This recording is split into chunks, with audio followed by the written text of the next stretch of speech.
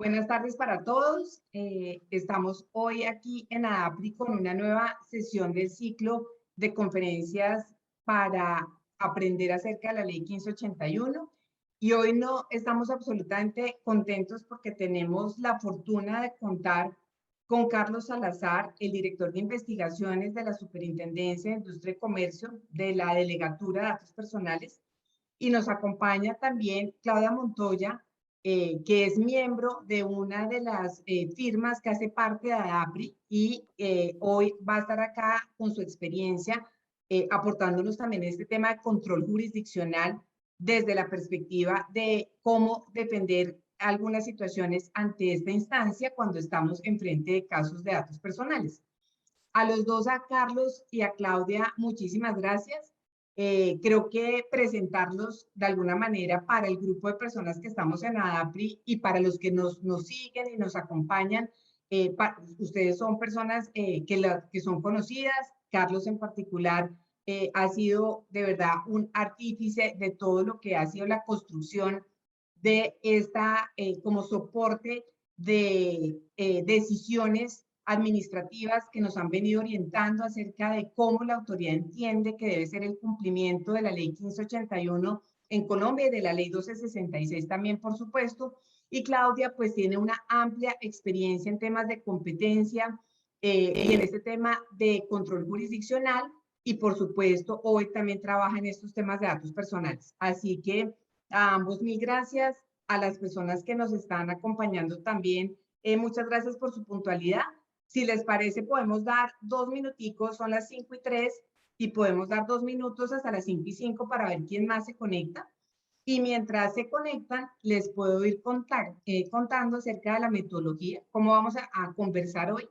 La verdad es que queremos que hoy en esta tarde de viernes, tengamos como una tarde tranquila para entender un poco más acerca de esta vía administrativa, llevarnos como algunas tips prácticos y entender un poco más ese paso a paso que tenemos que surtir ante la Super de Industria y Comercio y mirar también la parte jurisdiccional, como les decía, pero en un ambiente absolutamente tranquilo, abierto.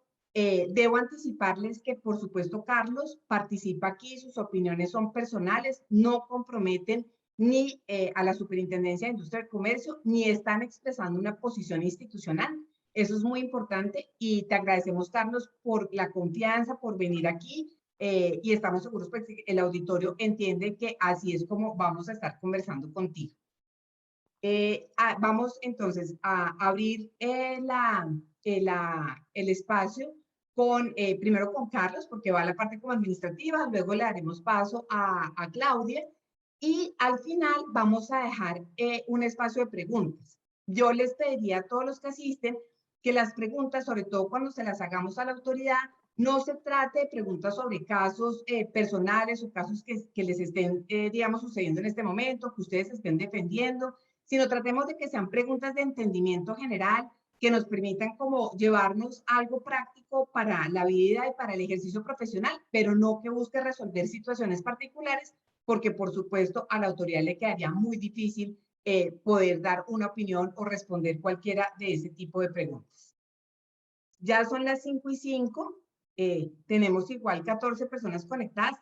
Démosles un minutico más, ¿les parece? Y empezamos.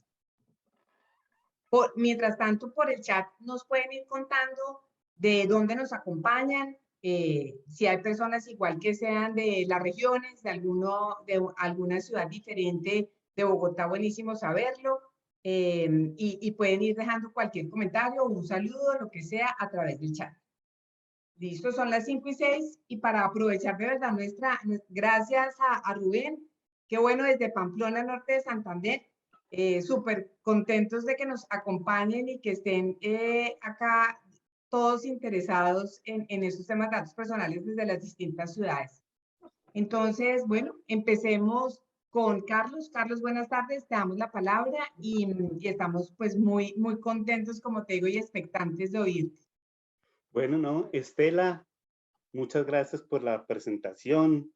Claudia también, muchas gracias por compartir estos escenarios virtuales. Qué tiempos que llevamos con estos escenarios virtuales, pero aquí compartimos estos espacios. De nuevo reitero, pues, como me decía Estela, llevo en el cargo de director de investigación de protección de datos personales, ocupo ese cargo y llevo en ese cargo ya 10 años trabajando en la vigilancia y la protección de los datos desde ese punto de vista.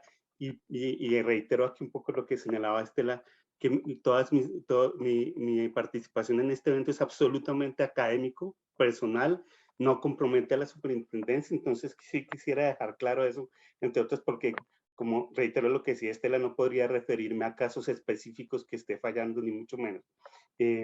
Pues los felicito a todos los que están aquí un viernes, fin de mes casi que de niños, de Día de Niños y de festividades en estos temas. Este es un compromiso total. Es gente que siente la protección de los datos y los datos personales como algo de interés. Entonces, los felicito. Voy a hacer una pequeña presentación muy rápida porque el espacio es muy pequeño, pero es para que miremos un poco inclusive algunas estadísticas de la superintendencia. ¿Me cuentas, Estela, si estamos viendo ahí la presentación? Sí, Carlos, perfecto, la estamos viendo. Listo. Rápidamente, muy rápidamente, quiero hacer llevar unas conclusiones. Lo primero es que en materia de protección de datos personales, digamos que este es el mapa de las autoridades que hay ahora en el mundo, o los países que en el mundo o tienen regulación de protección de datos o tienen autoridades de protección de datos. Fíjense que esto es al 21 de octubre de este año, es muy reciente la información, y encontramos que hay 142 países con regulación general y 94 autoridades, o sea que digamos que el tema ya está cubriendo casi que todo el mundo, casi que en todo el mundo se está hablando de autoridades de protección de datos. Hay algunos tipos de autoridades que son mixtas, que no solo cumplen la función de autoridad de protección de datos, sino también la función de acceso y transparencia, como las autoridades que recuerdo yo en Latinoamérica, la Autoridad de México y de Uruguay. Pero digamos, quería contextualizar este tema de cómo cada día va creciendo y seguramente en muy poco tiempo todos los países tendrán autoridades de protección de datos personales. Refiriéndonos a Colombia, debemos recordar entonces aquí muy rápidamente que hay dos normas esenciales en materia de protección de datos personales. Y eso implica entonces, eso es sui generis en todo el mundo, porque en ninguna parte del mundo que yo sepa pasa lo que pasa en Colombia, que en Colombia hay dos autoridades de protección de datos y no una. Porque la ley 266, la conocida como ley de data financiero, le dio competencias también a la superintendencia financiera en cuanto tiene que ver con sus vigilados. Todo lo que tenga que ver con reportes o obligaciones de carácter dinerario lo vigila la superintendencia financiera, y la superintendencia de industria y comercio cumple allí un rol subsidiario. Entre otras cosas, les cuento aquí, como estamos aquí en un espacio un poco abierto y en donde podemos compartir información, que la reforma a la ley 1266, la conocía, la mal llamada, digo yo, ley de borrón y cuenta nueva, puede que esté sancionada hoy o a más tardar la próxima semana ya tenemos ley de data financiero. Y esa singularidad es importantísimo porque fíjense cómo en esta nueva reforma a la ley se va a contemplar por primera vez dentro de una ley de data financiero como un mecanismo legal, ya no por decreto reglamentario, sino mediante una ley, se va a contemplar se va a introducir la responsabilidad demostrada, las políticas internas efectivas, como se va a contemplar aquí en la reforma de la ley 266. Esa fue la primera ley que se expidió. Después se expide el régimen general, y allí la Autoridad de Protección de Datos Personales que determinó esa ley, pues es la Superintendencia de Industria y Comercio. ¿Cómo está conformada la superintendencia a partir de la expedición de esta norma? Pues se creó por el decreto 4886, pero como ya la ley de data ya estaba rigiendo, pues aún la superintendencia tenía competencia en estos temas de carácter financiero. Sin embargo, con la expedición de la ley 1581 y el decreto 4886 ya se crea la Delegatura de Protección de Datos Personales, que está conformada pues por el despacho del delegado, que es la segunda instancia de las decisiones, y la dirección, que es la primera instancia de nuestras decisiones. Y tenemos dos grupos internos de trabajo, el grupo de data y el grupo de investigaciones administrativas. En lo que tiene que ver con los procedimientos administrativos que se adelantan a raíz de la ley 1581, encontramos que hay tres especiales facultades que contiene la ley. La primera es una facultad de tutela, y yo siempre hago esta observación, fíjense cómo aquí estamos frente a un derecho fundamental, el derecho a la data es un derecho fundamental, y lo que nos dio esta ley 1581, lo que estableció esta ley 1581 es que le dio una facultad de tutela a una autoridad administrativa, pero sigue siendo la superintendencia una autoridad administrativa. Y eso implica entonces que el ciudadano puede acudir a dos vías cuando lo que pretende es el ejercer su derecho a la data de conocer, actualizar y rectificar información. Puede entonces acudir al juez de tutela o puede acudir a alguna de las autoridades de protección de datos personales para efectos de el ejercicio de su derecho de acceso, actualización, rectificación y supresión de datos.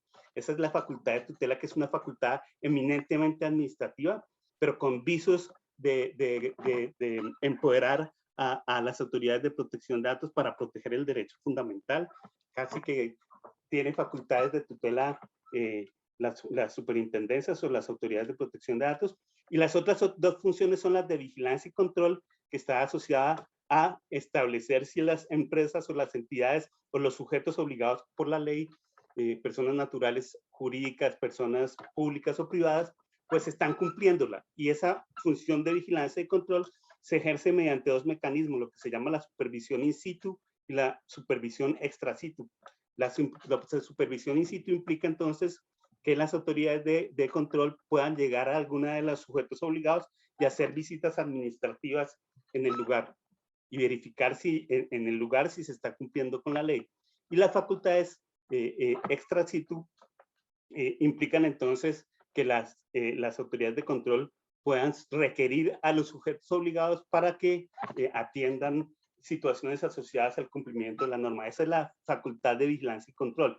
Y la última facultad es la facultad propia de policía administrativa, que le permite a las autoridades de protección de datos adelantar a investigaciones ya de carácter sancionatorio, que buscan es verificar que se esté, que al no cumplirse la ley, posiblemente se imponga una sanción. Es la facultad propia de las autoridades de protección de datos aquí en Colombia, la facultad de policía administrativa. Entonces podríamos, digamos, que señalar que estas son las tres grandes facultades que tienen las autoridades administrativas, las autoridades de protección de datos ahora en Colombia. ¿Cuáles son las sanciones que se pueden imponer por el incumplimiento de la ley? Hago una observación aquí adicional. En la nueva reforma a la ley 1266, inicialmente las multas que se ponían a imponer en materia de violación de esta norma era de 1.500 salarios mínimos. Con la reforma, esto pasará a la próxima semana seguramente, las multas en materia de data financiero también van a quedar en 2.000 salarios mínimos. Entonces hay dos tipos de sanciones, unas que son de carácter pecuniario, como son las multas, que pueden ser no solo institucionales, sino que también se pueden imponer a personas naturales, ¿cierto? Y hay otro tipo de sanciones no pecuniarias, como son la suspensión, en donde la autoridad de protección de datos encuentra algunas situaciones que deben ser resueltas y da un término a los sujetos obligados hasta por 6 meses para que las corrijan. El cierre temporal, cuando pasaba los 6 meses, el sujeto obligado no cumple con las órdenes impartidas por la autoridad de protección de datos, o el cierre inmediato, que está relacionado solamente con el indebido tratamiento de datos sensibles, entonces ahí sí procede el cierre inmediato.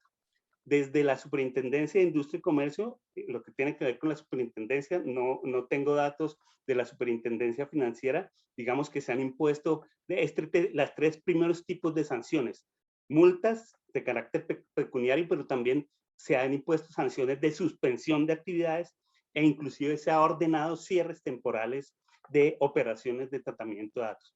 Fíjense que nuestra norma colombiana, esto también es una particularidad muy interesante que trae la norma colombiana, y es que establece que estas sanciones solo se aplican a las personas de naturaleza privada, y esto, como vuelvo a decir, mis opiniones son de carácter personal y académico, y esto, además, porque en el momento en que la Corte estaba revisando esta ley, se lo hicimos saber a la Corte, y este parágrafo que trae la ley implica una posible violación del derecho de igualdad frente a las personas de naturaleza privada, en tanto que ese régimen sancionatorio, a diferencia de lo que pasa con la ley 1266, solo es aplicable a personas de naturaleza privada. Las personas de naturaleza pública quedan excluidas de la aplicación de sanciones, no de la ley, pero sí de las sanciones.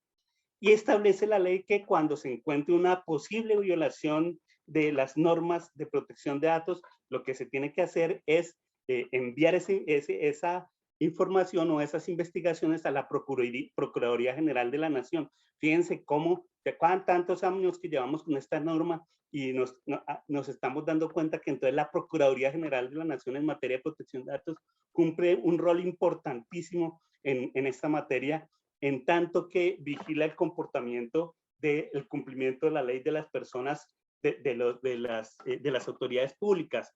Y entonces cuando hay una situación de vulneración de la norma, pues no se aplican estas sanciones si es un funcionario público el quien comete la violación, y el régimen aplicable en ese caso es el régimen sancionatorio disciplinario que se aplica por parte de la Procuraduría. Sería la Procuraduría la llamada a hacerlo. En este momento hay una delegatura en la Procuraduría, que es la Delegatura de Acceso y Transparencia, que está cumpliendo las funciones también de protección de datos personales, pero pues todavía falta un camino grandísimo por recorrer en cuanto tiene que ver con el cumplimiento de la ley por parte de las entidades públicas, porque fíjense que quedó esta situación así en nuestra norma. Estos son los criterios rápidamente de graduación de sanciones: la dimensión del daño o peligro al interés jurídico tutelado. Fíjense que este criterio de graduación, de cierta manera, consagra una responsabilidad objetiva, es decir, no solamente hay, no es suficiente que se cause, perdón, no solo por causar daño se puede sancionar, sino con la sola puesta en peligro de los intereses jurídicos tutelados hay lugar a sancionar. También está el beneficio económico, que se ha aplicado en algunos casos por parte de la superintendencia, que se obtuvo con el indebido tratamiento de datos. La reincidencia, que se ha aplicado en bastantes casos decididos por la superintendencia. Uno de ellos es noticia hoy, una infracción que, como vieron ustedes en los periódicos, a una empresa, una plataforma en el que se estaba haciendo un tratamiento indebido de datos para fines comerciales, y se agravó precisamente por la reincidencia en las conductas.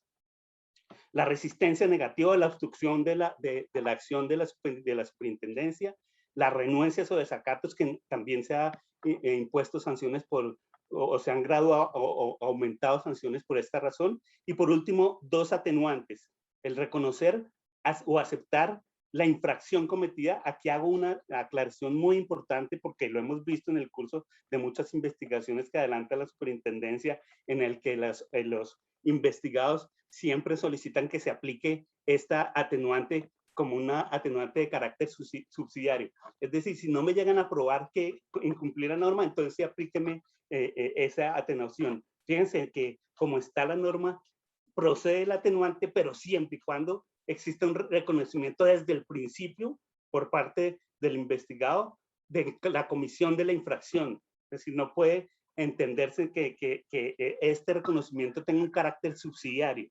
Tiene que ser desde el principio que los sujetos obligados, que los investigados reconozcan que cometieron la infracción. Y por último, un componente que da el principio de responsabilidad demostrada, y que entonces permite que a la Autoridad de Protección de Datos, especialmente a la dirección, evalúe si se aplica el componente de responsabilidad demostrada al verificar que las entidades están implementando políticas efectivas de protección de datos personales. Estos son, digamos, los criterios que trae la ley en esa materia.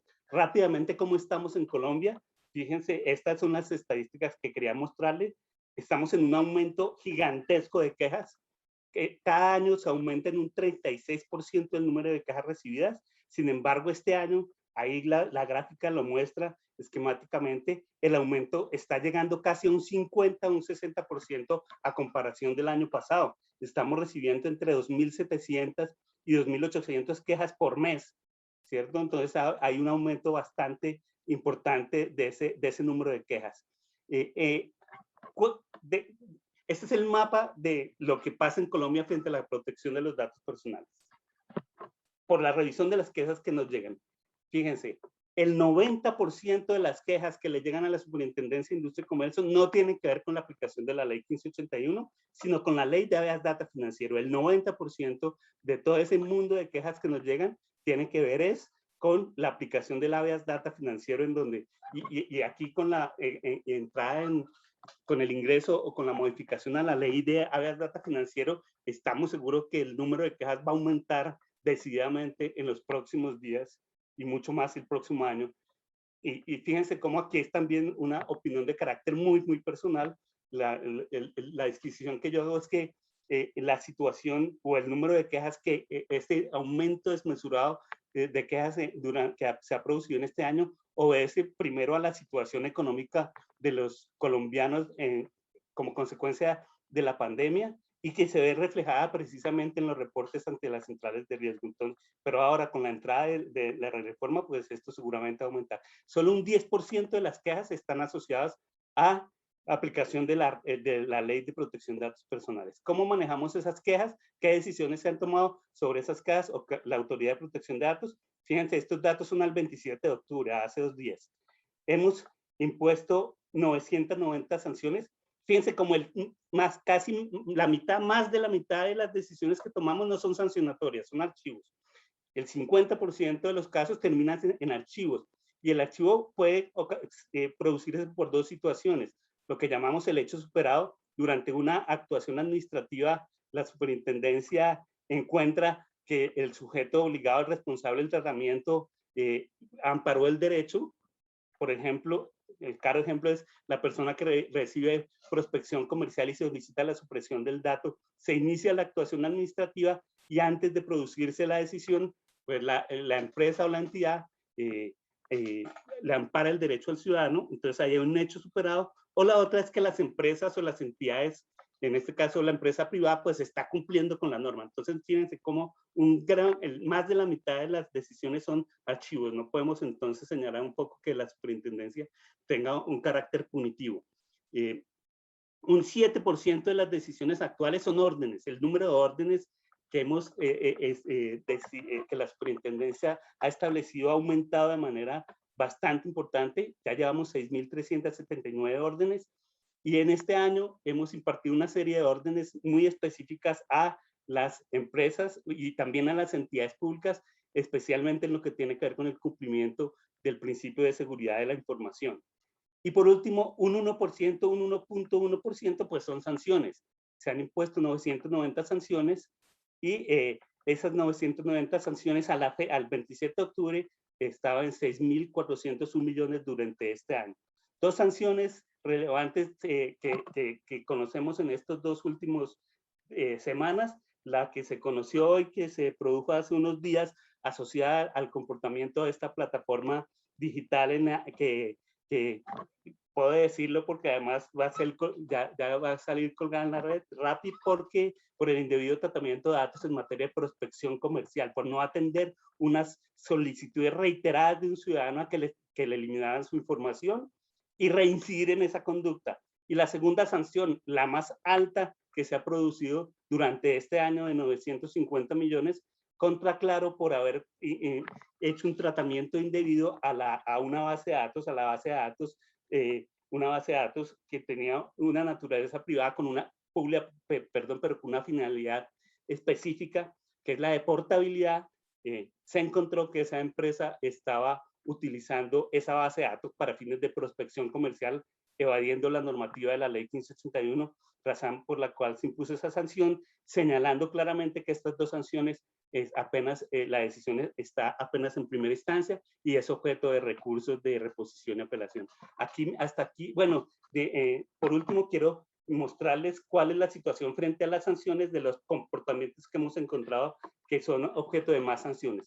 El 32% de las decisiones sancionatorias tienen que ver con autorización, es decir, el titular encuentra que no se le que se le está tratando sus datos sin su consentimiento previo, expreso, informado. Y un 16.7% está asociado a no informar la finalidad de los titulares, 13% por no tener políticas de tratamiento, 13.2%, muy importante este círculo verde, ejercicio del derecho, y es lo que tiene que ver con la supresión de los datos cuando el titular del derecho solicita que le supriman los datos, un 10.7% en temas de seguridad, y después reclamos, y por último, lo que tiene que ver con no atender los reclamos y consultas. Este es el panorama muy rápido que tiene aquí la superintendencia, simplemente para señalar que para efectos de el habeas data es para que usted como ciudadano pueda ejercer su derecho. La ley exige que usted presente primero la reclamación ante los sujetos obligados, los responsables o los encargados, y si en el término de 15 días usted no se le ha atendido esa situación, ya puede acudir a la superintendencia o a los jueces de tutela, por un lado. Pero si lo que quiere usted es denunciar una situación de carácter general o quiere obtener que se inicie una investigación de carácter sancionatorio, pues entonces allí sí puede acudir sin necesidad de cumplir con este requisito de procedimiento. Pues esto ha sido todo. Más bien, en el momento en que compartamos preguntas, estaré dispuesto a atender las que ustedes consideren. Perfecto, Carlos, muchísimas gracias por tu explicación, gracias por darnos esa información estadística de porcentaje de quejas, por ponernos de presente que vamos a tener una ley modificada de habeas data financiero y crediticio y que tenemos que prepararnos todos los que trabajamos en esos temas para entender muy bien la sentencia y hacer los ajustes que corresponden dentro de los procedimientos internos, y todo orientado con el accountability, que de aquí en adelante pues va a ser fundamental en la manera de demostrar que estamos comprometidos con esa ley. Muchas gracias, Carlos. No, gracias. Claudia, entonces estamos, y te tengo unas preguntitas al final, y creo que el público, pero al final. Perfecto. Bueno, Claudia, entonces te damos la palabra. Bueno, a mí me toca una parte más difícil porque yo estoy al lado de la autoridad, entonces eso siempre genera como un poquito de miedo, pero bueno. No, es muy cierto, Claudia, pero lo bueno es que aquí estamos exactamente viendo esos puntos que nos acercan en medio de todo, es cómo entender esos procedimientos. Exactamente. De acuerdo. Bueno, yo para preparar esta charla, que me parece muy enriquecedora además porque son unos espacios donde de una manera muy respetuosa cada uno expone lo que le toca vivir desde la perspectiva o desde el escenario donde está. Yo veo las cosas desde afuera, y también sé que ADAPRI pues tiene su función principal de trabajar sobre temas de habeas data o vinculados con este tema, pero justamente para hablar sobre el control judicial de las decisiones de la SIC, yo me vi un poco como corta para referirme a muchos casos de habeas data, y esto lo digo por, digamos, por dos razones fundamentales. La primera es que si uno mira el tiempo que se demora una acción de control ante el contencioso, los casos que se ventilan, todo lo que se demoran, especialmente los que están siendo, digamos, por temas de violación de la ley 1581, muchos de ellos están todavía en trámite.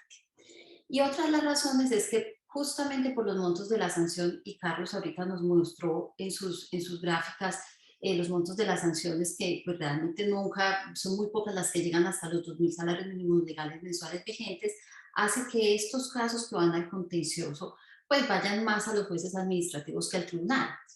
Eso implica para uno desde afuera como abogado litigante una tarea muy ardua de hacer seguimiento a cuáles son los casos que se están ventilando en control jurisdiccional y capturarlos, es decir, tienes que meterte a la página de los juzgados diariamente, mirar los estados y desde ahí bajarlos. Más fácil es para la CIC conocer cuáles son los casos que se están ventilando, porque finalmente pues tiene que interactuar en el proceso o luego tendrá órdenes de cumplimientos, etcétera. Entonces se hace un poco difícil. Yo identifiqué o quise, ante esta dificultad, identificar unos asuntos que son recurrentes, que se ventilan ante el contencioso, y eso frente a casos de distinta índole en la Superintendencia de Industria y Comercio. Y lo hice pensando que finalmente es un mismo cuerpo que en los temas administrativos pues se rige por un mismo procedimiento administrativo sancionatorio, no obstante que hay unas excepciones como en el caso de prácticas restrictivas de la competencia, que hay un trámite especial. Y esto sin perjuicio que voy a hacer una parte de referencias a algunos casos de habeas data que nos pueden dar un poco de orientación y que justamente pues son pocos porque no hay mucha riqueza jurisprudencial. Ahora, más allá de si la jurisdicción revoca o no las decisiones de la SIC, yo quisiera plantear un un par de interrogantes que no es que sean motivo de preocupación, sino que es como que lo que de pronto le hace a uno pensar para qué sirve el control jurisdiccional. Y los interrogantes son los siguientes. El primero es si ha contribuido la jurisdicción en la mejora en el manejo de los casos, de tal manera que uno pueda pensar que es muy pulcro la garantía de los derechos al debido proceso de quien es investigado. Y otra pregunta es si el tribunal o los juzgados generan realmente jurisprudencia o enriquecen la doctrina de la superintendencia respecto de los temas sustanciales, es decir, de lo que es la materia y de lo que se trata un proceso. Esos son solamente como unas preguntas. Yo creo que uno, en la medida en que uno está en los litigios, a veces uno se queda muy corto. No estoy hablando del tema de habeas data, ni mucho menos estoy hablando en general de lo que sucede en la jurisdicción. Pero bueno, yo quisiera precisar como los puntos que yo veo más álgidos en el control jurisdiccional en todas las actuaciones de la superintendencia y que yo veo que son recurrentes cuando uno va al contencioso. El primero es la falsa o la falta de motivación de las decisiones que toma la CIC. Aquí yo creo que todos somos abogados y sabemos que hay falsa motivación cuando los motivos del acto administrativo, los motivos del acto administrativo son los antecedentes de hecho y derecho que conducen a la expedición del acto, que son todas esas circunstancias que llevan a la administración a expresar su voluntad y son lo que fundamenta la legalidad de esa decisión que toma la administración. Entonces, cuando no existe correspondencia entre la decisión que se adopta y los motivos que en el acto la superintendencia dice como fundamento de la misma, o cuando los motivos se expresan en un acto, digamos que no son reales o son inexistentes, eso es lo que se llama falsa motivación. Entonces es muy recurrente ir al contencioso por falta de motivación o falsa motivación, que no son lo mismo, son diferentes, pero digamos que en la definición abarca ambos criterios. El segundo punto que veo muy recurrente es la incongruencia. La incongruencia, a diferencia de la falta de motivación, es que digamos que hay unos puntos, unas discrepancias entre la resolución de apertura de la investigación, el oficio de solicitud de explicaciones y la resolución acusada. Entonces, la congruencia, a diferencia de la falta de motivación, se presenta cuando no hay una armonía entre la parte emotiva y la parte resolutiva. Eso es realmente lo que se denomina la congruencia interna, o cuando simplemente no corresponde a lo que pide la persona que demanda. Hay otro punto que yo he identificado mucho en el ejercicio profesional y es una resistencia de la superintendencia a decretar caducidades cuando corresponde. Las caducidades son un mecanismo, lo puede decretar la superintendencia de oficio, no es renunciar de alguna manera como lo pueden interpretar a veces las autoridades, como que me vencí y no logré sancionar, y a pesar de que puede ser de oficio, llevan el caso hasta el final, lo que al final del día conduce a que haya más congestión, más inconformidad y más procesos. O sea, la caducidad, hay una reiterada resistencia a decretar caducidades. En algunos casos, y no necesariamente, no estoy hablando en particular en estos ítems que estoy señalando en casos de habeas data, y ahorita entenderán por qué digo que no, es que también en muchos casos hay desproporcionalidad de las sanciones y la persona que es sancionada, el administrado, no sabe cómo defenderse sobre esa desproporcionalidad. Carlos ahorita nos mostraba con muchísima claridad los criterios que tienen en la delegatura de habeas data para fijar la cuantía de las sanciones cuando son estas económicas. En todas las delegaturas no existe un criterio unificado y a veces las sanciones son muy fuertes y desproporcionales a las conductas.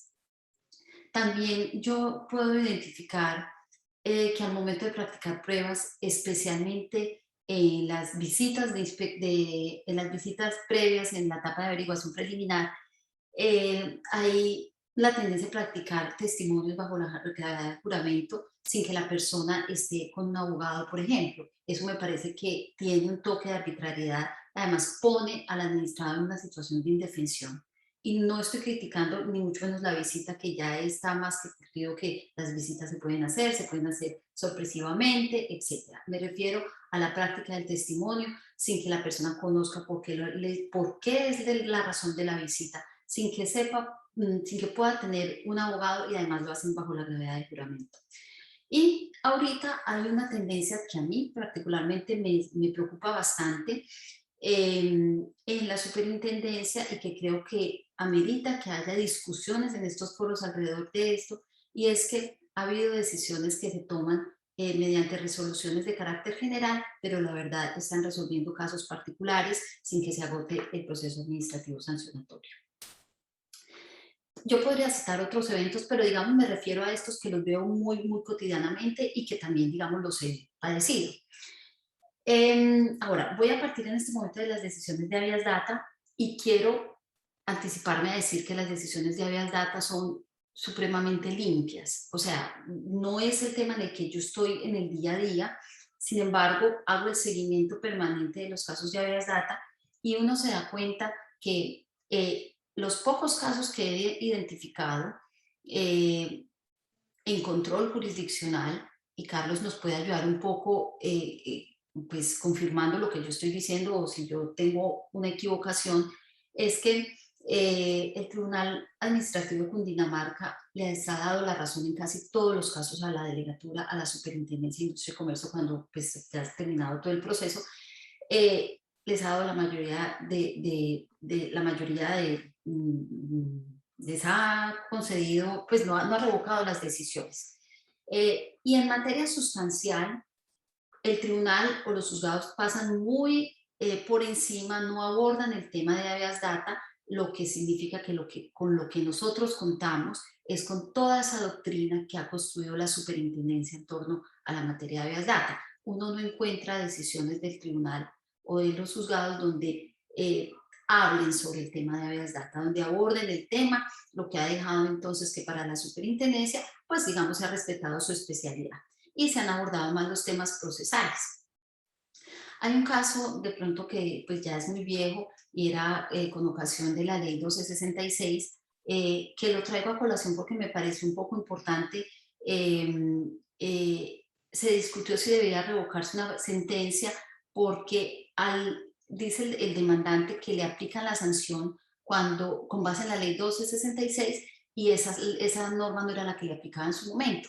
El tribunal, por ejemplo, en ese caso, habló de la retrospectividad de esa norma de la ley 1266, que la persona, que aunque la conducta sancionada se inició antes del 31 de diciembre de 2008, que era la fecha en que entraba en vigencia la ley, esa conducta permaneció en el tiempo hasta que se eliminó el dato negativo de data crédito, dentro del cual empezó a surtir efectos la mencionada norma. Con lo cual, pues le dice al demandante que había contado con un término de 6 meses de conformidad con el artículo 21 de la ley para adecuar su funcionamiento, y al no hacerlo, pues había incurrido en la conducta sancionada. Y ahí se refiere a la retrospectividad. Me parece que es un tema que es importante. Sin embargo, yo leyendo esa decisión encuentro una situación que podría dar paso a generar un análisis, y es que cuando la conducta es continuada no significa que se haya desarrollado muchas veces. Y yo pude alegar que el hecho de que se cometió antes de la fecha, lo que pasó fue que los efectos se extendieron, pero eso no significa eventualmente que la conducta no hubiera estado caducada. Es un tema para discutirlo. Es decir, yo como en los casos penales, yo no mato varias veces, es diferente con las lesiones personales. Yo puedo hacer lesiones personales permanentemente, y son muchos casos. En este caso me llama la atención porque era una violación, pero el tribunal dice que se mantiene en el tiempo, y en tal medida no hay caducidad, no hay nada, y le puede aplicar la sanción además por la retrospectividad del régimen de transición que le brinda la ley 1266 del 2008. Me parece pues que es un caso pues interesante, aunque es un caso ya muy viejo.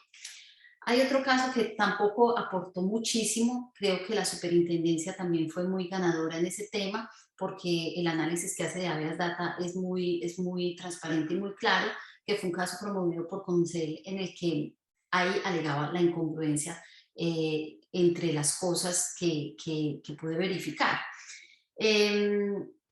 Ese es un caso que tampoco tuvo mayor incidencia, y todo esto lo traigo para aterrizar en un caso que Carlos debe conocer, que es el caso del Colegio Clement. Es un caso muy reciente, de octubre del 2020. Y yo creo que en este caso, desde el punto de vista procesal, el colegio tenía en parte razón. Este caso se inició con una visita de inspección en el que la SIC requirió documentos y papeles. Cuando llegan a hacer la visita al colegio, no están los representantes legales y es atendida la visita por la auxiliar contable.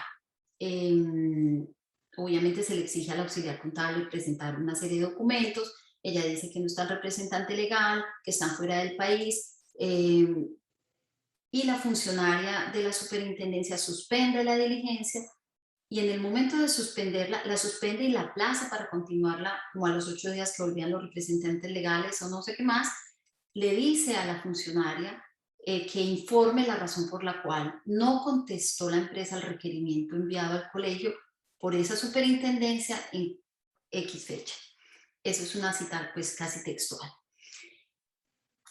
Este caso, en el tema de las data, digamos que no hay cuestionamiento. Fue evidente de lo que yo pude leer del expediente, porque pues es lo que puedo leer, no lo puedo confrontar. Evidentemente el colegio no había obtenido las autorizaciones para recoger datos personales de los niños menores, para la entrada en la portería, para autorizar recoger el dato biométrico, en fin, una cantidad de situaciones. Sin embargo, creo que la falta de uso de técnica del abogado que defendió al colegio ocasionó que asuntos como este, que por ejemplo una funcionaria que es una auxiliar contable, que no es la representante legal, le hagan preguntas que finalmente surgen y se ven en la sentencia y en el fallo de la superintendencia, en el fallo de la superintendencia y en la sentencia del tribunal. Sin embargo, esto que a mí me parece que es improcedente, porque primero la auxiliar contable no es la persona llamada a responder sobre ese asunto, pero adicionalmente está ya por fuera de la audiencia. Es un tema que pudo haberle ayudado al menos a que se controlara o se disminuyera la sanción, porque el abogado alega que hay desviación de poder, pero al tiempo, contradictoriamente con lo que significa la desviación de poder, alega que hay falta de aplicación o indebida aplicación de la ley. Y resulta que procesalmente la desviación de poder solo procede porque aplicando la norma correcta se usa para fines diferentes al señalado en la ley. Entonces el demandante equivocadamente alega desviación de poder, pero al tiempo dice desconocimiento de la norma. Entonces, obviamente, el tribunal le dice, no, usted no puede alegar las dos cosas, esto es contradictorio. Si hay desviación de poder, significa que sí se aplicó la norma, entonces aquí no hay nada. En otras palabras, es como si la administración se hubiera actuado en ejercicio dentro de los límites de su competencia, cumpliendo las formalidades del procedimiento y sin incurrir en violación de la ley, pues porque utilizó sus poderes y atribuciones. Entonces, pues realmente el problema fue del abogado, puesto que el debate pues no tuvo el rigor jurídico que uno esperaría, ni la técnica para hacerlo, y le fracasa el proceso. Pero, de nuevo, en temas de habeas data, es un tema que es absolutamente claro, donde se aplica con rigurosidad las normas de habeas data, y simplemente hay elementos, para mi gusto, inadecuados en la visita previa de inspección que hace los funcionarios en averiguación preliminar, donde por cosas pequeñas, pues realmente uno como abogado hubiera podido decir, no se me violaron algunos de mis derechos al debido proceso. Ahora, estos son los casos que pude evidenciar de habeas data, pero hablando del tema de control jurisdiccional, yo les anuncié arriba que había un tema que a mí me estaba preocupando bastante en la superintendencia. Y lo digo pues con todo respeto, y creo que esto es lo que hace que se enriquezca el debate, además porque nosotros somos usuarios externos y nos toca pues lidiar con estas situaciones y sobre todo lidiarlas no para nosotros, no para los clientes. Es que yo ya he evidenciado, debe haber más, 3 casos en los cuales la superintendencia, en otras delegaturas que no son las de habeas data, pero las traigo a cita porque finalmente todo está dentro del mismo contexto del decreto 4886 de 2011 que le da las facultades a la superintendencia, es que las delegaturas están tomando decisiones basadas, y esta es la delegatura de protección al consumidor, en el artículo 59 de la ley 1480, que señala que la Dirección de Investigaciones y Protección, diciendo que la Dirección de Investigaciones y Protección al Consumidor puede ordenar las medidas necesarias para evitar que se cause daño o perjuicio a los consumidores por la violación a las normas sobre protección al consumidor. Cuando uno lee esa norma, no dice que la delegatura tenga esa facultad. Eso no es una potestad de la dirección, es una potestad del superintendente.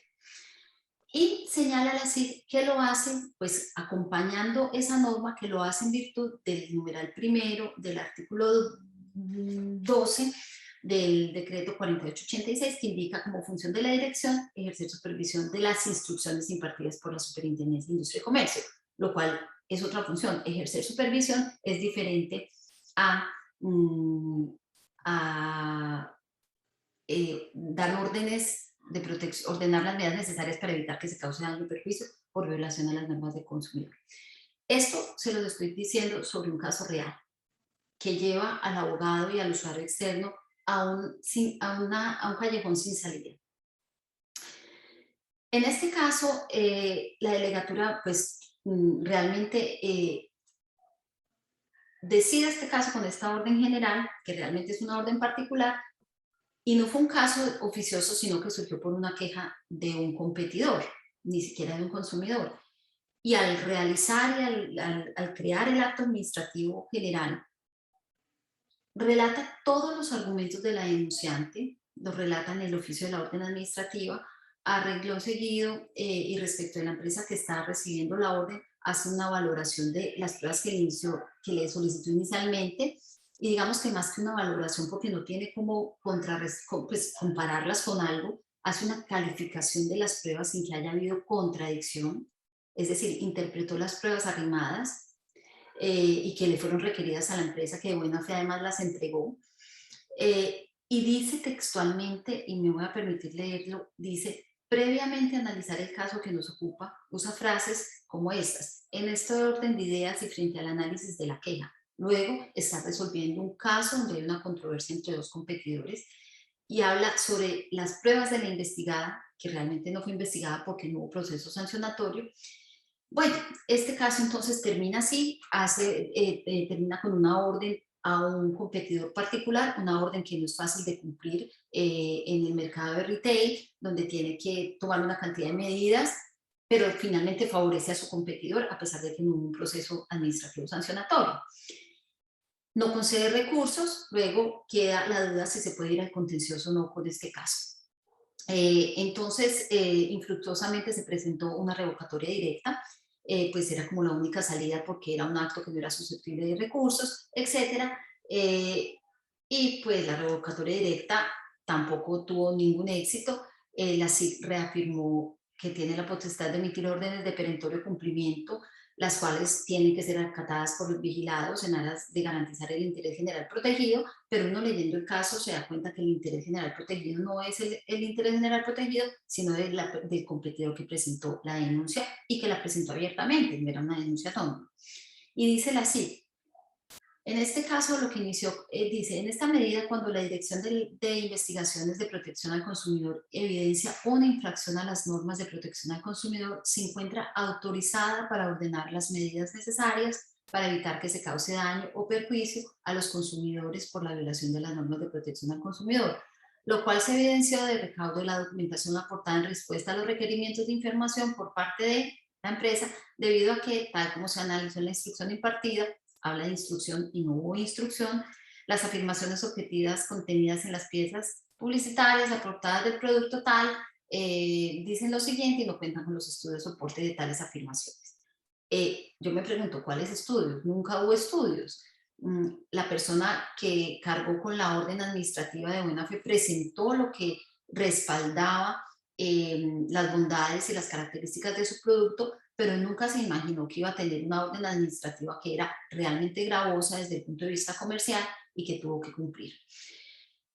En estas circunstancias, pues no quedó otra opción que presentar una acción de tutela, y al seguir la acción de tutela da un poco de tristeza porque el juez de tutela literalmente dice que evidentemente la orden, que lo que hizo la CIC fue emitir un acto administrativo que produjo efectos jurídicos particulares en perjuicio de un sujeto que participa en el mercado. Y que además le imposibilitó la continuación de hacer algunas actuaciones en el mercado, pero que de todas maneras con ese acto administrativo le inhibió la posibilidad de poder continuar con la actuación administrativa, que culminó una etapa emitiendo un acto administrativo en contra de una sociedad sin indicar la procedencia de recurso alguno. Entonces dice, yo en tutela no le puedo ofrecer nada porque realmente esto es un acto administrativo que era susceptible de irse a nulidad y restablecimiento del derecho. Entonces, yo hago dice el juez de tutela, hago el análisis que entonces yo no es un mecanismo subsidiario, la tutela no es lo procedente, sin embargo, le dice a la superintendencia, eso no es lo adecuado, usted tomó una decisión que era particular, concreta, que ha debido ligarse al procedimiento administrativo sancionatorio. La actora no contó con medios de defensa judicial ante el cual desatar esa controversia. ¿Y qué pasó al final? Pues se quedó sin el tiempo para ir al contencioso y con un fallo de tutela que, aunque no fue de tutela, trató de abordar el tema de fondo, pero ¿de qué le servía? Pues absolutamente de nada, porque pues eso es básicamente como un saludo a la bandera, porque se venció el término para presentar la demanda de nulidad y restablecimiento del derecho y la empresa quedó con las manos cruzadas. Y como este caso, nada menos antier salió un caso en la superintendencia de las mismas condiciones frente a otra empresa de retail, le dan una orden administrativa de carácter general, pero realmente es de carácter particular, y seguramente va a pasar lo mismo. Entonces, esto es un poco para decirles que falta mucho todavía porque haya mucha claridad en el procedimiento. Insisto, y sobre todo lo digo por Carlos, es un tema general, no es un tema de habeas data. Lo que yo pude evidenciar en los temas de habeas data es que son muy, muy limpios, que no hay tampoco mucho, y en eso, Carlos, tú nos puedes ayudar si realmente hay otros casos que yo desconozca o si yo no tengo la razón. Pero en los demás casos sí hay una lucha muy fuerte en la reivindicación de los derechos de nosotros los usuarios externos, y yo lo puedo decir también porque yo estuve en la superintendencia. Y cuando uno está afuera, uno ve las cosas muy distintas. Y el proceso es una línea concatenada de actos que tiene que llevarse con muchísima pulcritud, porque es que es la garantía de las demás personas. Es decir, al lado de la importancia que tiene una superintendencia de vigilar y proteger los derechos de los ciudadanos en cada una de las instancias que hay en la superintendencia, desde el punto de vista del consumidor, desde el punto de vista de habeas data, desde las prácticas restrictivas de la competencia.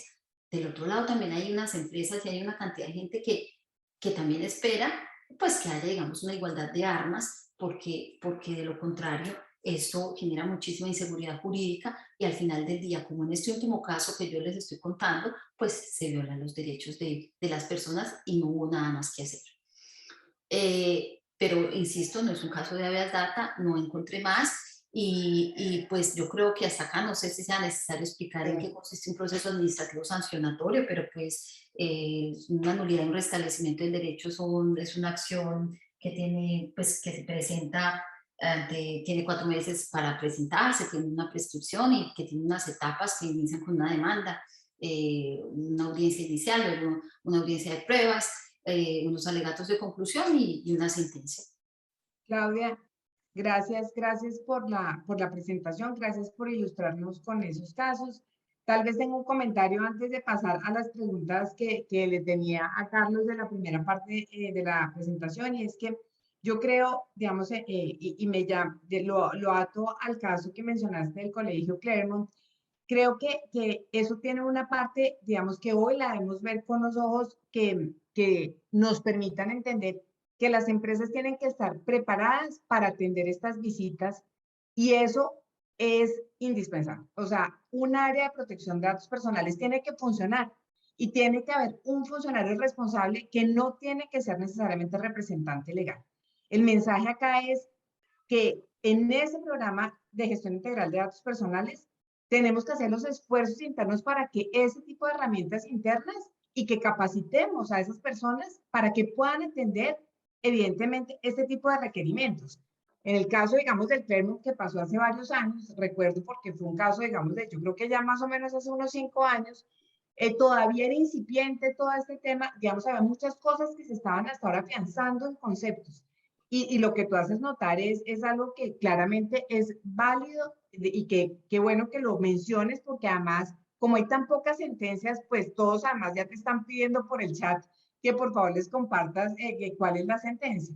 Entonces, buenísimo poderla leer, pero creo que ya a la luz de hoy también es bueno decir, preparémonos con unas áreas que manejen el tema, dotemos de herramientas a esas áreas para que puedan no solamente gestionar el programa, sino atender de manera absolutamente competente a la visita. No se requiere incluso, y voy a decir, me anticipo, buenísimo que esté el abogado que los acompaña y el área legal usualmente está muy involucrada. Pero si logramos tener buenas áreas de protección de datos personales, lo que al final queremos demostrar es que de fondo se cumpla. Entonces puede ser una buena herramienta, digamos, dar como ese mensaje, pero valiosísimo igual ver esa evolución que ha tenido los casos y como tú bien dices, Claudia, hay muy poquitos en habeas data. Creo que además, muy poquitos. Y yo diría que incluso de tu mensaje también me gustaría decir que necesitamos formar a los jueces en estas normas. Estas normas no son de fácil conocimiento. La gente muchas veces dice, no, eso es una ley ahí de 10 páginas, o sea, como que no le ven en la trascendencia que tiene. Y son leyes que hoy permean toda la actividad de una compañía. Toda la actividad empresarial y toda la actividad empresarial digital. Yo estoy muy de acuerdo con lo que tú estás diciendo, Estela, porque hay que sacar aprendizajes. Yo veo que el problema no es la visita. El problema quizás no es que sea el auxiliar contable. Para mí el problema de esa decisión era que le hubieran dicho, le hubieran hecho una pregunta inductiva para que asumiera que no se había contestado un requerimiento. Y fíjate que es un tema procesal, no es un tema de habeas data. Pero clarísimo el mensaje tuyo que debe haber oficiales de cumplimiento o debe ser tan transparente el cumplimiento de las normas de habeas data que cualquiera lo puede evidenciar si está o el auxiliar contable o si está, no sé, alguien que no tenga no esté en los altos, pues son procedimientos que deben ser transparentes y comunicables a toda la organización, son transversales y que todo el mundo debe tener acceso a cuáles son esos parámetros y esos procedimientos y los protocolos que se crean en una empresa para eso. Eso yo creo que es muy importante lo que tú dices, para que, sí, me parece que es vital. Es como en un equipo que tenemos que tener principales y suplentes, pero todos tenemos que estar en el mismo partido. O sea, en ese momento que usted entra y es un poco prepararnos, no siempre es fácil, pero hay que seguir en eso. Carlos pide la palabra y mi pregunta después te la hago, pero te doy toda la palabra. Es muy rápido y solo para complementarte y dar a conocer temas, claro que no conoces, Estelita, que no conoces respecto a decisiones judiciales. No me voy a referir a los casos que expuso Claudia, esos son temas que están debatiéndose en lo jurisdiccional y ya están decididos, solo voy a darles información absolutamente objetiva. Dentro de la información que yo tengo de las decisiones que han llegado a lo contencioso administrativo, solo en un caso se ha revocado una decisión. Que creo que no pues te digo que yo no encontré ninguno, o sea que me acabas de dar uno. Yo no los encontré confirmados. Yo lo voy a exponer simplemente de manera objetiva porque fue la decisión, no voy a hacer comentarios al respecto, decisión de 1581 contra un candidato, García Caluma, y lo pueden encontrar la decisión en la superintendencia, ahí está en nuestro link, en el que se le sancionó porque ¿cuál era la conducta? El señor salía a la calle con un formatico en el que le pedía información a la gente, le ofrecía que si votaban por él le iba a dar casa propia a las personas, pero en el formato le pedía información sobre la familia, etcétera, etcétera. La superintendencia consideró que allá había una violación porque no se había obtenido la autorización. Esto ya fue hace algunos años. Se le impuso una multa, digamos, proporcional. Sin embargo, acudió a lo contencioso administrativo y fallaron señalando que el monto de la sanción era muy alto. El señor llevó una declaración de renta, logró demostrar que sus bienes eran exiguos, por lo que tuvimos que disminuir la sanción a su máxima expresión. Bueno, y fue por la sanción y no por el hecho de la Y no por, claro, ni por la parte, sí. Lo Ok, digo gracias, porque Carlos. es objetivo. Y simplemente sí.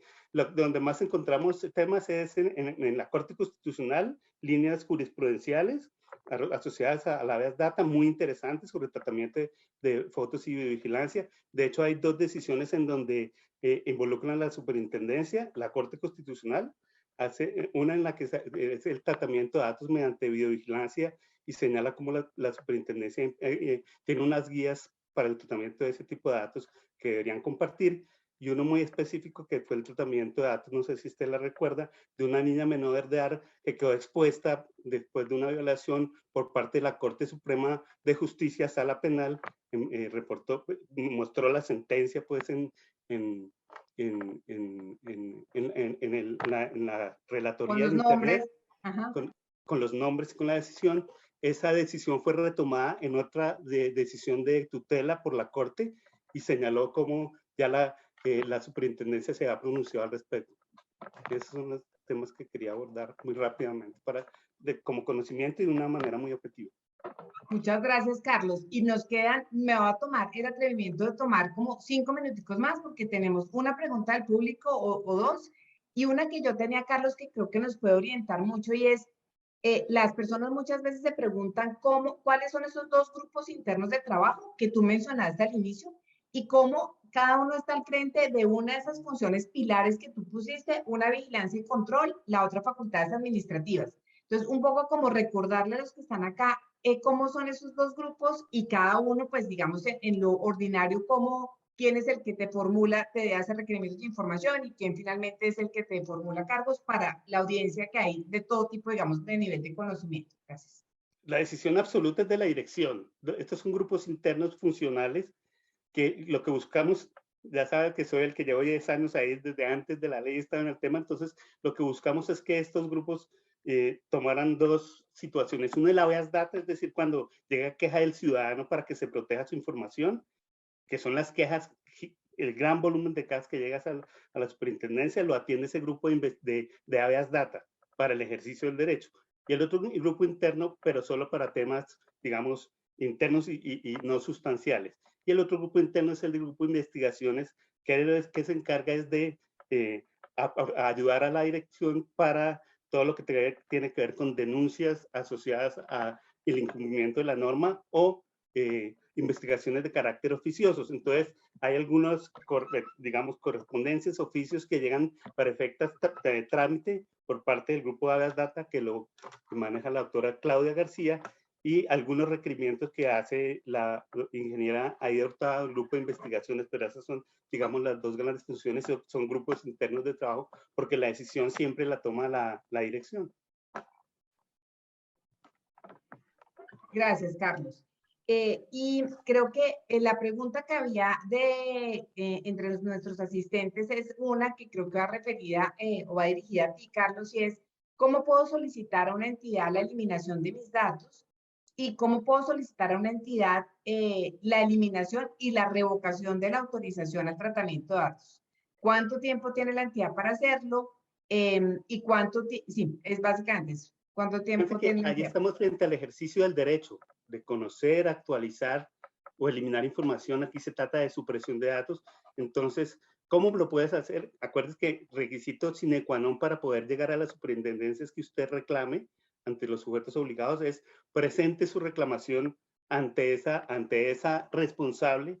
Ese responsable del tratamiento o encargado del sujeto obligado tiene 15 días para responderle. Si pasados 15 días no recibe, no necesita hacer la petición por escrito, lo puede hacer por teléfono, verbalmente, por correo electrónico, porque la ley no exige ninguna ritualidad.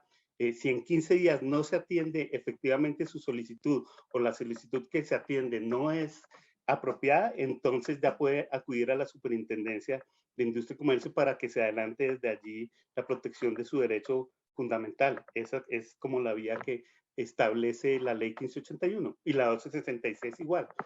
Entonces esa es la forma en que lo debe hacer. Ahora bien, fíjense cómo aquí hay un instrumento que casi nadie ciudadano conoce, porque es para el ciudadano. Aquí lo que se entiende que ese instrumento es para ponerle trabas a los sujetos obligados, que es el Registro Nacional de Bases de Datos. Resulta que usted quiere hacer una reclamación y no sabe cómo reclamar, usted puede entrar a la página de internet de la superintendencia, ir al Registro Nacional de Bases de Datos y si esta empresa está obligada a registrarse, puede ingresar allí como cualquier otro ciudadano y allí debe estar la política y debe estar el canal que tiene diseñado esa empresa para atender su solicitud. Gracias, Carlos. Y una que de pronto puede ser para ti, pero creo que clave también, las órdenes administrativas finalmente se entienden como actos individuales, particulares y concretos. ¿Esa orden se puede recurrir? Es otra de las preguntas, se las dejo igual a ustedes. Absolutamente, dentro de las facultades que da tanto la ley 1581, pues también se faculta a la superintendencia en materia de data a impartir órdenes asociadas al amparo o a la protección del derecho fundamental. Entonces esas órdenes son actos administrativos que tienen los recursos de ley, reposición y apelación. No sé si quieres Gracias, agregar algo, Claudia. Claudia. Sí, yo quisiera agregar algo frente al caso final que yo mencioné, que es una diferencia con lo que dice Carlos. Carlos está hablando de un acto administrativo que tiene todos los elementos de un acto administrativo, es una orden, porque la superintendencia tiene esa potestad y da los recursos. En el caso que yo presenté, que es justamente la preocupación, es que son órdenes de carácter general, pero que en el fondo implican órdenes individuales sin que haya habido un proceso administrativo, un procedimiento administrativo y donde no se han otorgado los recursos. O sea, son diferentes. Entonces, Son muy diferentes. En el caso que menciona Carlos, pues obviamente la superintendencia tiene esa facultad. No sé si la tiene en materia de habeas data, la tiene el superintendente o el delegado, no lo sé. En materia de base data, de normativa, sobre todo el régimen general, la única autoridad de protección, según la ley, es la delegatura. Es la delegatura. Entonces, es bien distinto en el caso, por ejemplo, de consumidor. Esas órdenes están en cabeza del superintendente de Industria y Comercio.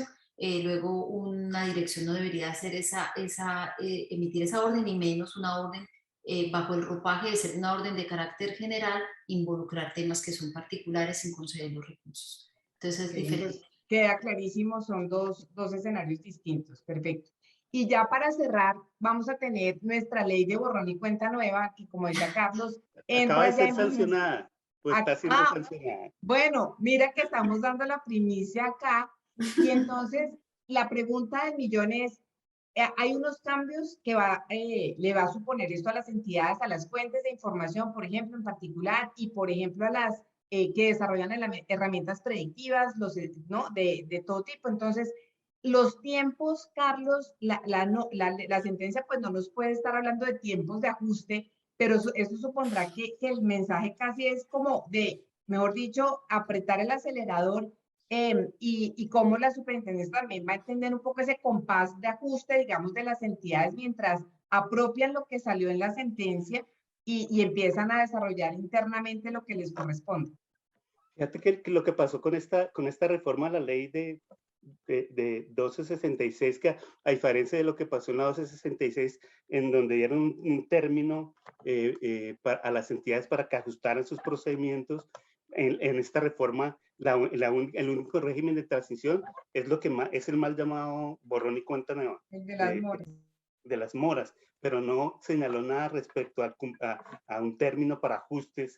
La superintendencia, no sé si han visto las decisiones sancionatorias que ha expedido y algunas órdenes, se ha referido de tiempo atrás, por lo menos en estos últimos años, en las decisiones sancionatorias ha incluido, aunque no esté en la ley, se ha incluido que de manera facultativa las entidades empiezan a hacer responsabilidad demostrada sin, como te digo, le hacemos como ese aviso a la gente, pero ahora cuando incorpore la ley, y miren, fíjense esta connotación tan importante, ya había sido incorporada la responsabilidad demostrada, no sé si ustedes conocen, frente a la ley que dispuso el Registro Nacional de Deudores Morosos Alimentarios. Allí se empezó ya a hablar de responsabilidad demostrada, que eso complejísimo porque ese registro lo tiene el Estado. Entonces le van a exigir al Estado mismo hacer responsabilidad demostrada. Pero aquí en la primera ley de data que se expide en Colombia, de manera legal se va a incluir ese principio de responsabilidad demostrada. Eso exige un trabajo de documentación, levantar procedimientos. Uno dice, pero es que no sé, doctora Claudia, es que en esto llevamos cuántos años en estos temas de cartera, que no les gusta mucho a los abogados, y aquí en la asociación yo siempre digo, esto no lo abordan muy de fondo, pero tiene implicaciones importantísimas. Pero entonces fíjense cómo esa nueva disposición va a traer repercusiones grandísimas, porque venimos haciendo esto del manejo de los reportes y el manejo de la cartera. Recuerden aquí, cuando la ley 1266 se refiere al tratamiento de datos, a ese tipo de tratamiento no hace referencia solo a los reportes a centrales de riesgo, sino a todas las obligaciones de carácter dinerario, es decir, al manejo de las bases de datos de cartera de las empresas, prejurídico y jurídico. No solo los reportes, a eso no se refiere la ley. Entonces eso implica que empecemos a ordenar las casas en cuanto tienen que ver con el manejo de las carteras y pues circunstancias que hemos visto que ha sido objeto de miles de sanciones porque las empresas continúan con las mismas fallas en cuanto a la aplicación de la ley de bases de datos. Entonces aquí lo que se va a exigir es documentación, implementación de procedimientos, implementación de mapas de riesgo, mejor dicho, ya controles mucho más propios, que las propias empresas deberían tenerlos, porque finalmente sus dineros son los que tienen que proteger, pero que, digamos, esto va a ser una situación bastante profunda. Desde mi punto de vista, es la más importante reforma, independientemente del tema de borrón y cuenta nueva, que va a traer la ley 266, la incorporación de la responsabilidad demostrada para los sujetos obligados por esa ley. Incluyen los operadores, las centrales de riesgo. Claro.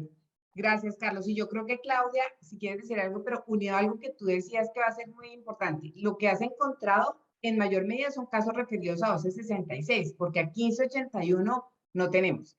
Y esto vuelve a activar enormemente la 1266. Entonces yo estoy segura que nos vamos a volver a encontrar aquí muy pronto. Están muy invitados para que miremos esa ley en esa perspectiva y un poco como asegurar lo mismo, de manera preventiva. Bueno, ¿qué podemos hacer para facilitar la demostración, ¿no?, del cumplimiento efectivo, ¿no? ¿Cómo lo podemos hacer? Y cómo empezamos a darnos como esas garantías que también creo que son claves, de que como le presentamos las cosas a la autoridad resultan claras y podemos hacer también los derechos, por supuesto, de las entidades que sean claramente demostrables, y es empezar, digamos, a seguir en ese trabajo. Entonces aquí están muy invitados de nuevo Claudia, Carlos, para que hagamos ese debate, o más que debate, ese análisis sobre las implicaciones de esta nueva ley o de esta modificación a nuestra ley 1266. Perfecto. Claudia, no sé si tienes algo que decir para despedirnos, o si no, ya no abuso más de todo, son las 6:14. No, solo darles las gracias a ustedes por este espacio, por oír también a Carlos, que me parece supremamente interesante, importante, y a Estela y a Juan David por el esfuerzo que hacen por mantener esta asociación, porque es muy importante. Esa es la idea, tener este espacio, de esta manera poder ver las dos caras de dos temas que es tan importante vernos desde afuera y desde adentro. Creo que hay que acercarnos siempre a través de estos buenos espacios con este respeto y con esta claridad. Así que a los dos, mil gracias, porque creo que fue una excelente sesión, y los esperamos pronto aquí en ADAPI, y a todos los que nos acompañaron hoy, pues los esperamos en la siguiente sesión de nuestro ciclo de conferencias de la ley 1581. Muchas gracias, Carlos. Muchas Adiós. Muchas Chao. gracias. Hasta luego. Feliz Muchas noche, gracias. feliz fin de semana. Gracias, Lo Estela. mismo, que descansen. Adiós. Hasta luego.